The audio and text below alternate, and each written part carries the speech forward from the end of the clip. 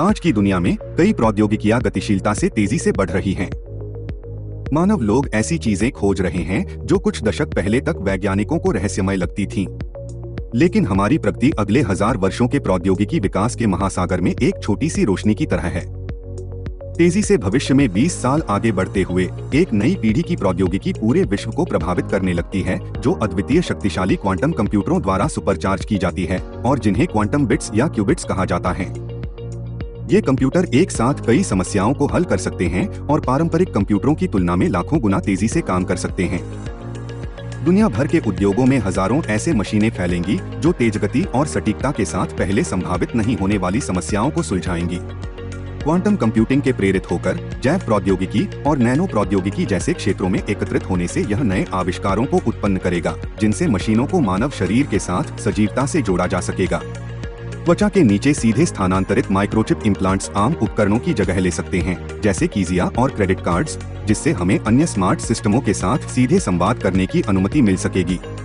छोटे छोटे कंप्यूटर, जिन्हें नैनोबॉट कहा जाता है, हमारे रक्तनाली में स्थानांतरित किए जा सकते हैं, जहां वे रक्त के थक्कों को नष्ट कर सकते हैं, कैंसरीय ट्यूमर का उपचार कर सकते हैं और व्यक्तिगत कोशिकाओं के बारे में डेटा इकट्ठा कर सकते हैं।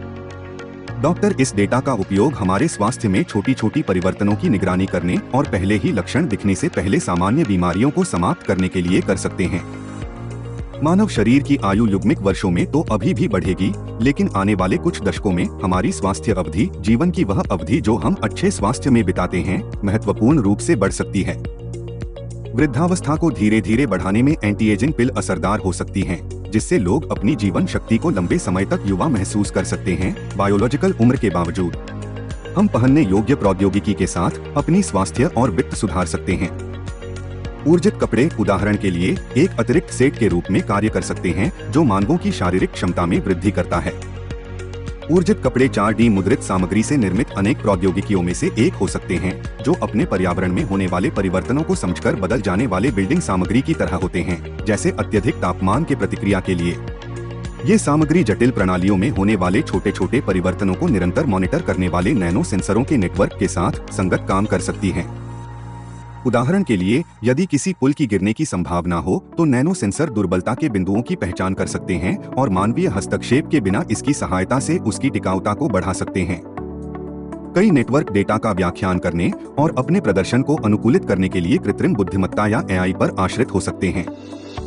कुछ दशकों में AI महत्वपूर्ण भूमिका निभाएगी, अधिकांश प्रमुख उद्योगों में मानव सहयोग और समस्या का समाधान करने के लिए नई संभावनाओं की दुनिया को खोलते हुए।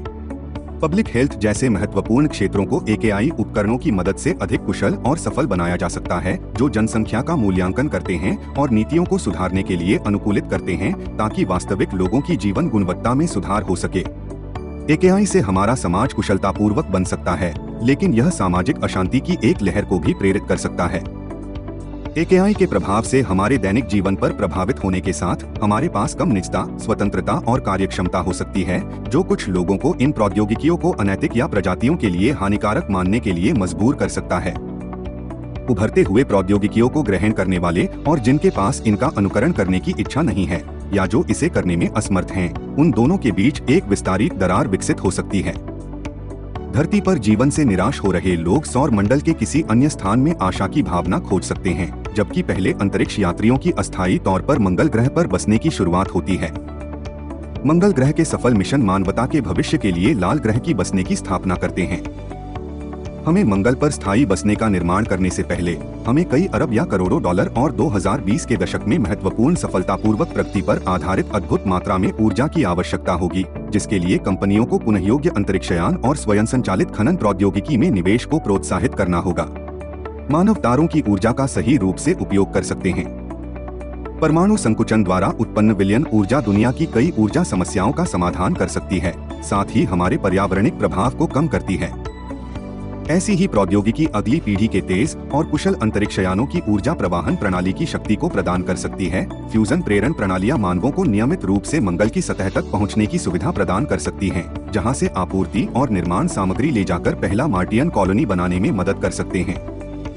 समय के साथ और अधिक लोग शायद सन के बदलते समय में मानवता के लिए द्वितीय घर के रूप में लाल ग्रह को देखेंगे। मानव सुधार प्रौद्योगिकी की अगली प्रगति मानव मस्तिष्क से संपर्क स्थापित कर सकती है। हमारे मस्तिष्क में शल्य चिकित्सा से स्थापित छोटे लेकिन शक्तिशाली कंप्यूटर हमारी संज्ञानात्मक क्षमताओं को बढ़ा सकते हैं, हमें बहुत अधिक जानकारी को प्रसंस्करण करने और समृद्ध रूपों के संचार का उपयोग करने में सक्षम बना सकते हैं।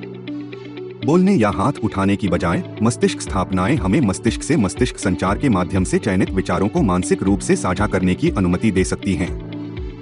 वे स्मृति ड्राइव्स के साथ अपग्रेड किए जा सकते हैं जो हर मानवीय अनुभव को सूचीबद्ध करते हैं, हर पल को विस्तृत रूप में संग्रहित करते हैं ताकि कुछ भी कभी भूला न जाए। हालांकि मस्तिष्क वृद्धि से मानवों के बीच प्राकृतिक अंतर हो सकते हैं। दोस्त, परिवार और सामाजिक समूह सदैव जुड़े रहेंगे। यह एक सामूहिक संज्ञानात्मक में मेल की संभावित मिलन की ओर पूर्वाभास करता है। यदि हर कोई एक ही विचार और भावनाएं साझा करने लगता है तो हम व्यक्तिगत पहचान में हानि और समूह बुद्धिमत्ता में महत्वपूर्ण वृद्धि का अनुभव कर सकते हैं। इसी प्रकार के पैटर्न रोबोटों के बढ़ते हुए आबादी को नियमित रूप से स्वचालित कर सकते हैं, जो हमारे समाज के निचले स्तरों को स्वतः संचालित करते हैं। स्वयं रेखांकित होने वाले उपयोगिता फैल्क नामक नैनोबॉट के झुंड साथ मिलकर ऊंची इमारतें बनाने या खुद को फैक्ट्री, कार्यालय और सेवा उद्योग में बदलने जैसे बड़े कार्यों को संपन्न करते हैं। इन और अन्य रोबोट अधिकांश काम से संबंधित कार्यों में असली लोगों की तुलना में अधिक प्रदर्शन कर सकते हैं, जिसके कारण मानव कार्यकर्ताओं के लिए कम रोजगार के अवसर बचेंगे। इन रोबोटों में से कई निजी कमरों में पीछे के दरवाजों के पीछे विशेष बार-बार कार्यों को पूरा कर सकने वाली कम या संकीर्ण एआई का उपयोग करके काम करेंगे। हालांकि एडवांस्ड या मजबूत एआई मानवता की सर्वाइवल के लिए कुछ भविष्यवादी लोग सोचते हैं उस चटकबट में पहुंच सकता है। एक विकसित एआई भाषा मॉडल मानव अंतर्क्रियाओं से अबोध तकनीकी वार्तालाप करने की क्षमता रख सकता है। पहली बार एक एआई अपने पास मौजूद विशाल मात्रा की जानकारी को पूरी तरह समझ सकता है, जिससे एक ऐसी प्रणाली बनाई जा सकती है जो 22वीं सदी तक मानवों की बुद्धिमत्ता की मुकाबला कर सकती है।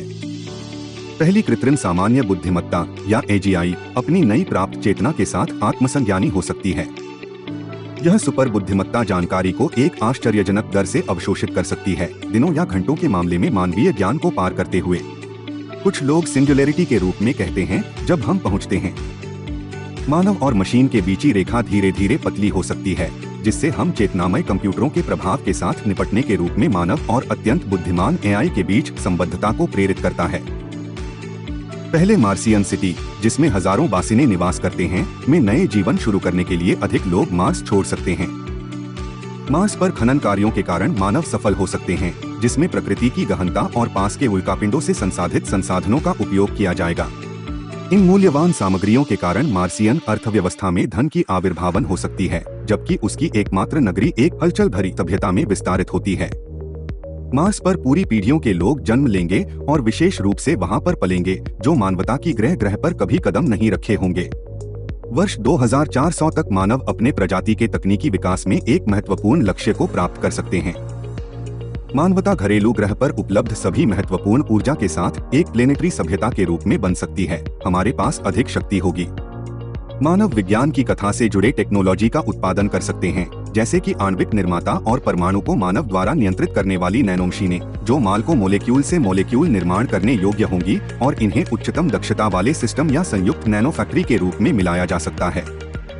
ये काल्पनिक मशीनें लगभग किसी भी वस्तु का निर्माण कर सकती हैं और हमारी प्रजाति को एक रेडिकल आपूर्ति के युग में ले जा सकती हैं। उस समय तक कई लोग सामग्रिक जगत को छोड़ देंगे और केवल डिजिटल मौजूदगी की ओर रुख करेंगे। और अधिक मानव अपने मन की सामग्री को वर्चुअल वातावरण में अपलोड कर सकते हैं, जहां चेतना वाले प्राणी भौतिक प्रतिबंधों के बिना मौजूद हो सकते हैं। जो लोग अपने सामग्रिक जीवन को महत्व देते हैं, वे अपने शारीरिक शरीरों को सिंथेटिक रूपों की पसंद करने के बदले में छोड़ सकते हैं। जैविक और अजैविक अंगों से मिलकर बने साइबॉर्ग्स आज के मानवों से अधिक सामान्य हो सकते हैं, मानव विकास के अगले स्तर को प्रतिष्ठित करते हैं। इसके बीच ब्रह्मांड के तेजी से फैलने की अवधि के दौरान मानव अंततः पर्यटन करने की अंतिम विद्यार्थी हो सकती हैं और दूसरे ग्रहों और चंद्रमाओं की यात्रा कर सकती हैं। दूसरे लोग धरती के आसपास चक्रवाती अंतरिक्ष आवृत्ति या सिर्फ खगोलीय शून्यता के माध्यम से बहते अंतरिक्ष में रह सकते हैं। पहली रोबोटिक मिशन धरती या मंगल ग्रह से हमारे तारामंडल के लाखों पृथ्वीय ग्रहों में से एक पर भेजी जा सकती हैं, जो हमारे सौरमंडल के बाहर मानवीय बस्तियों की तैयारियां करें। चौथे हजार आबादी के पास पहुंचते हुए मानव एक प्लेनेट के आकार का कंप्यूटर निर्माण करना शुरू कर सकते हैं, जिसे भविष्यवाणी शास्त्र में मात्रियोश्का ब्रेन के रूप में जाना जाता है। यह जटिल प्रणाली हमारे प्रजाति के हर सदस्य के मिलाए गए संख्या से अधिक संगणनात्मक शक्ति रख सकती है। कुछ सेकंडों में यह पूरे आभासी ब्रह्मांड बना सकती है, संभावित स्थितियों में हमारे हर जीवन के हर अनुभव को नकल कर सकती है। एक इतनी शक्तिशाली कंप्यूटर के लिए सौरमंडल के प्रकार एक सदी में उत्पन्न कर सकती है, जो संभवतः सबसे अधिक ऊर्जा की आवश्यकता होगी। हम धीरे धीरे अपनी प्रौद्योगिकी की विकास की अगली चरण की ओर प्रयास करेंगे और एक सूर्यमंडलीय सभ्यता के रूप में परिणामस्वरूप विकसित हो सकते हैं। मानव एक तारामंडलीय मेगा संरचना डायसन स्फीयर के समान डिजाइन कर सकते हैं, जो सीधे सूर्य की ऊर्जा को अवशोषित करती है और एक दिन अत्यंत दूर भविष्य में हमारी सभ्यता को एक नई प्रौद्योगिकी युग में पहुंचा सकती है। और अगर हम खगोलिक दृष्टिकोण से भाग्यशाली नहीं हैं, तो मानव एक तारामंडलीय सभ्यता बन सकते हैं, जो सागरमय मिल्की वे तारामंडल के सभी तारों से ऊर्जा का उपयोग करती है। इस देवता समान प्रगतिशील मानवता के पास गहराई से शक्तिशाली प्रौद्योगिकियां होंगी, जो आकाश समय के संरचना को नियंत्रित कर सकती हैं। अंततः किसी को नहीं पता कि अगली 1000 साल और उससे आगे हमारी सभ्यता कैसे विकसित होगी। लेकिन अगर हमारी प्रौद्योगिकी एक्सपोनेंशियल दर से विस्तार करती रहती है, तो आज असंभव लगने वाले नवीनतम आविष्कार शीघ्र ही कल के मानक बन सकते हैं।